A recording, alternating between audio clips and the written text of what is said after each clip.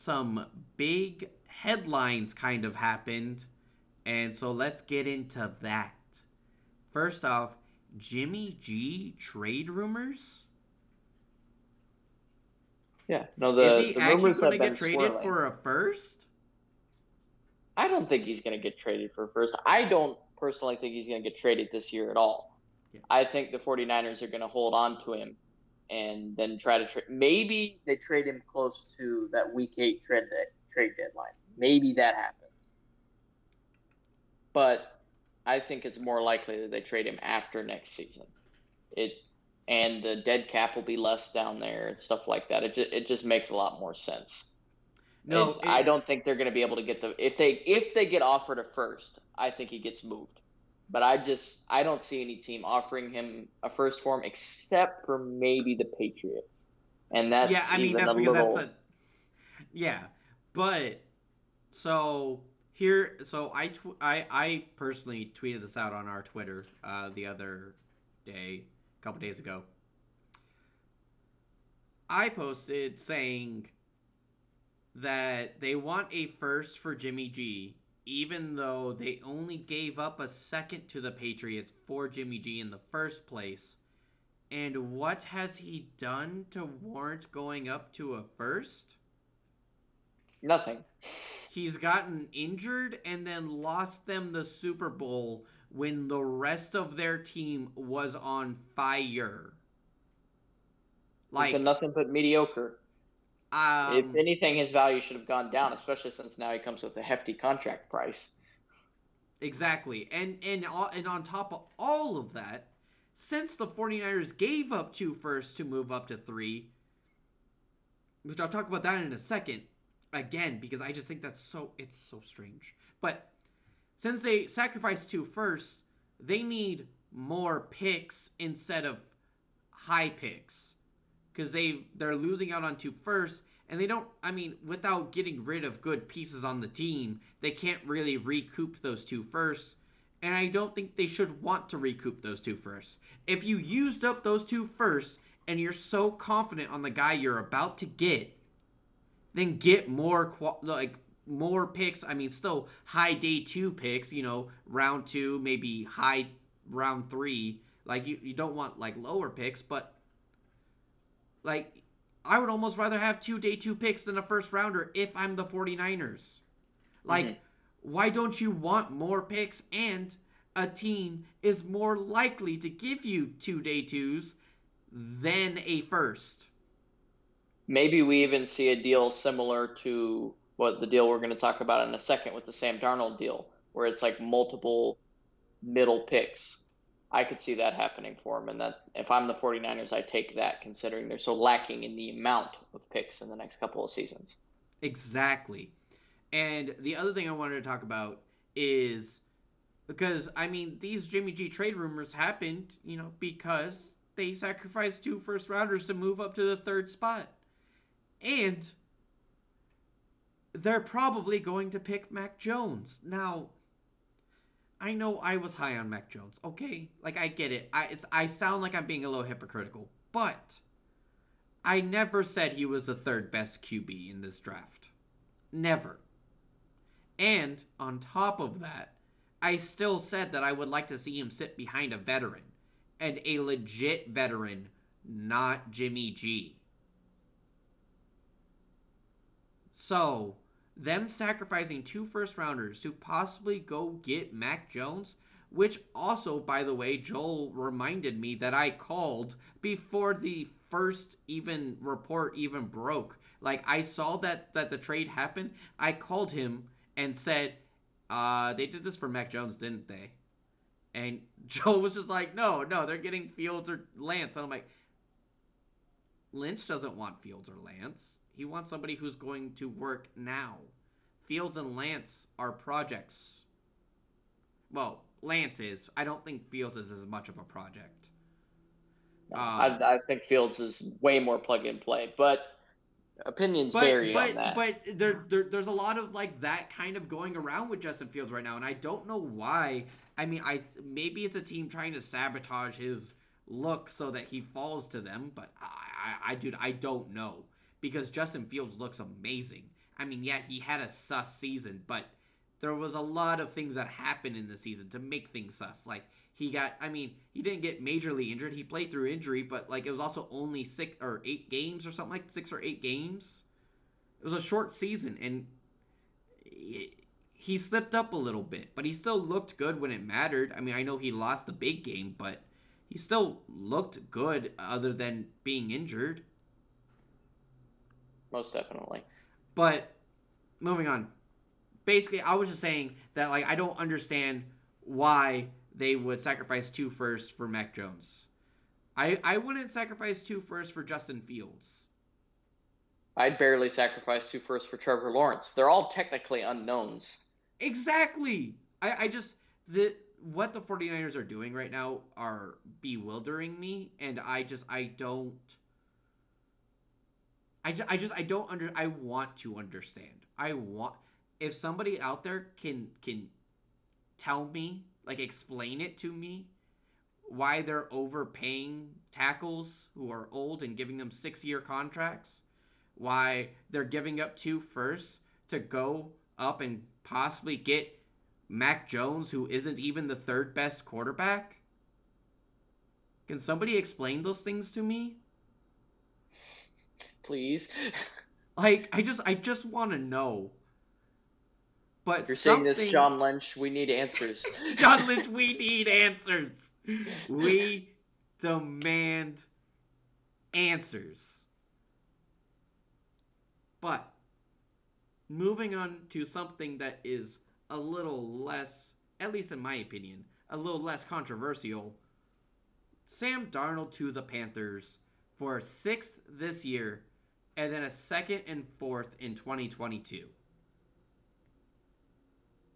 I It's love good. it. It's good. It's this is one of like this is one of the best trades of this offseason Easily, because it is easily, good. I'm sorry. easily one of the best trades. It's good for both sides. It's one of those few win-win trades that you'll ever see And in it's the a win for NFL. the player. Very And true. it's a Sam win for Darnold Sam seems very Darnold. happy about it. I mean, there was a video posted of his family throwing him a literal party for And they getting had out a like deal. blue, like different shades of blue balloons because Panthers. No, I love this. I love it. Panthers, finally you did something right. Yeah, their Like their offseason has offseason been a was looking loss so far. sketch. Yeah. And now they don't have to pick a QB at number 8. Now they don't have to reach. And they They can could even even trade back if they want to, or pick the best player available, which is how you should approach the draft. And if Kyle Pitts is sitting there, a generational talent like him, or Sewell, like you snag them and it's win win win win win all the way down the road. which is very good to happen because now because also there's the rumors that both the Lions and the Falcons want to trade back. Both those people are in front of the Panthers, and the people they're going to be trading back with are going to be grabbing quarterbacks, which they don't need to grab anymore. So it's So, all the more likely a generational talent's going to fall into their laps. because there's only going to be 2 picks in front of them that aren't QB. Mm-hmm.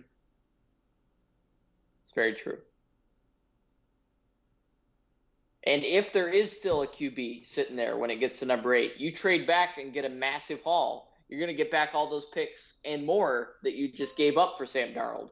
And then you come out way ahead, and that may be the move. And then you still, say you only trade back with the Patriots. That's not super far. You can No, you still could get a still very get a talented great player talent at 15. At 15? and probably pick up an extra first or maybe even 2. So This draft is so crazy. This draft is going to be insane, dude. Like, I don't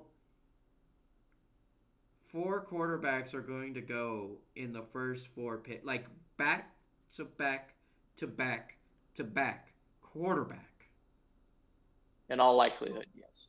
And I do believe that all 5 of the top 5 QBs that we've talked about, Lawrence, Wilson, Fields, Jones, and Lance, will all be gone by the time By we get eight, to by pick eight, 8. by eight. I mean, with literally the Falcons and Lions both trading back with people who need a QB and the first three people needing QB, that's all five right there by pick 7. Yeah, easily. Like that Maybe that we is even see a sixth QB, Kellen Mond. I've seen his stock climbing. You never know. You never know. 6 QBs in the Surprises top happen. 15. Surprises happen. It could happen. If the Patriots lose out and they can't move up, who's to say? Who's to say they won't?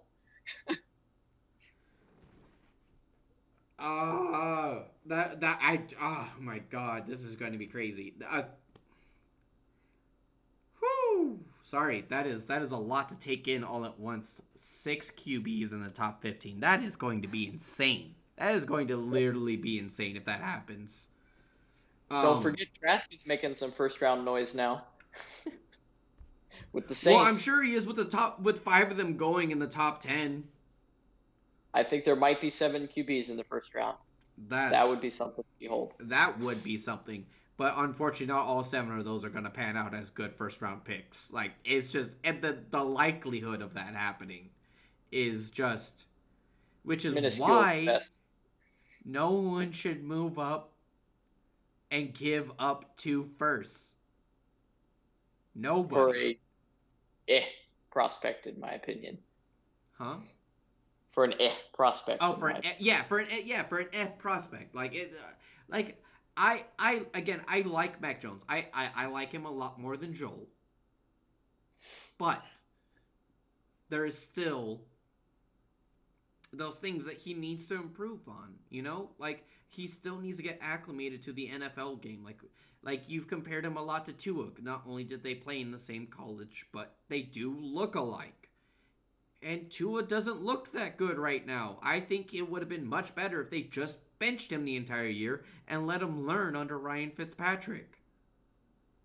And would have to, been and better and for we might be everybody. singing a different tune about Tua. Maybe I wouldn't be. I am never going to be a fan of him.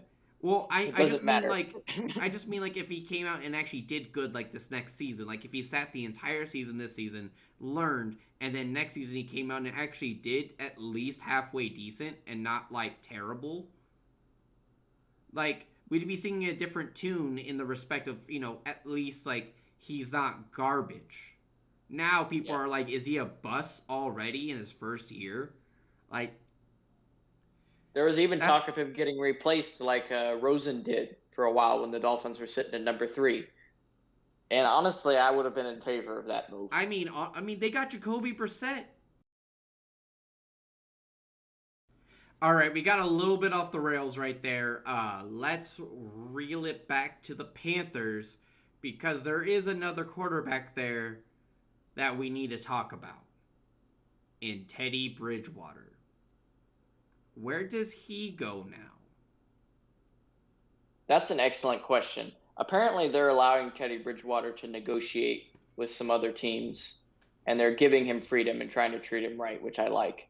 I don't know where he's going to go. I really don't even have a prediction because I didn't expect him really to be available this season. I thought for sure the Panthers were going to be drafting a QB, or they were going to trade for Deshaun Watson and ship Teddy Bridgewater over to the Yeah, Texans. yeah, and it would That have was just been really a their only two options. yeah. So I don't know where he goes at this point. He might just be the odd man out, and they may have to release him.